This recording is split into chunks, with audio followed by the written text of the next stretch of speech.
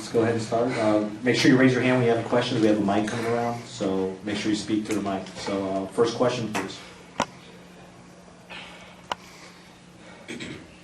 Questions? Right. Right.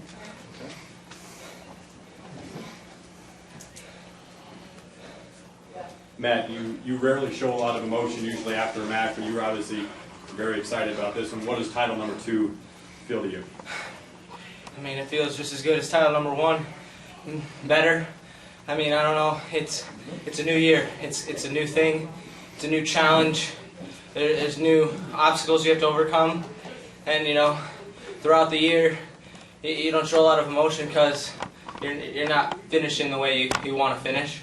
You know, you're not wrestling the perfect match, so you're not completely satisfied. And, you know, I still didn't wrestle a perfect match, but that's where you want to be in the end. So, you know, you gotta get a little bit of emotion with that when you finally reach your goal.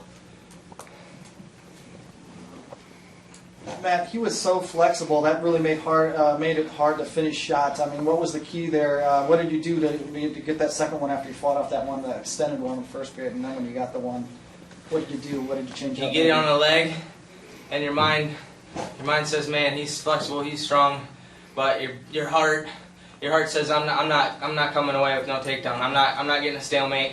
This match I'm ending it right here," and you know that's what you got to do.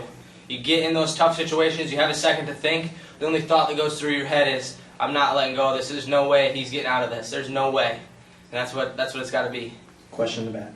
Matt, you wrestled him already this year. Was anything drastically different about this match than when you beat him at Penn State? Yeah, I won in regulation. I won by 4 points instead of a takedown in overtime and scrambles the whole match. You know, it was a tough match. It was a 7-minute battle. But, you know, you make improvements, you try and widen the gap. It may have been a small jump, but that's still widening the gap, and that's what you're trying to do every single time is perform better than you did the time before. Matt, Iowa is obviously one of the more elite programs in wrestling. You're now a 2-time NCAA champion for the most storied program. What does that kind of mean to you in leaving your legacy at Iowa, and you still have 1 year left? Well, you know, I mean, that thought crossed my mind today. You know, how are you going to make your legacy? How are you going to, you know, set your mark in the program? And I was a 1-timer, a 3-time finalist. You know, that's good, but I want to be in that group that, you know, keeps getting smaller and smaller. And that 3-time NCAA champion group is even smaller. Just like I said my freshman year, moving on to the next thing. It's not over yet. I'm not done yet. I still got a year left to go, and moving forward right from right now on. Front. Matt, how much better are you now as a wrestler than the first time you won this tournament? And how come you have to continue to improve to stay on top? Well, according to Dan Gable standards, if you want to win it the next year, you gotta get 3 times as good as you are, because everyone else is getting twice as good. So 2 years, 3 times, and 3 times better than that. That's 9 times better, I hope. 9 times better than I was my freshman year. 3 times better than I was last year. 3 times better next year. Right here. Making 25, that's not something, you know, you start doing, you know, you wrestled 30 in high school. 25 isn't something you start doing, you know, 2 months out.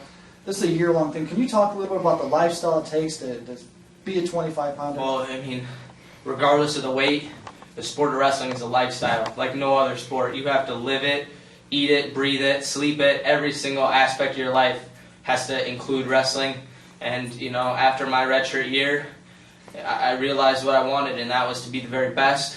And I thought that would be going to 25, not because I'll get in the lineup, but because that's where I thought I would wrestle the best. I would be the most competitive, and, you know, I could improve myself the most. And, I mean, you gotta be restrictive in your eating. You gotta work on your studies right.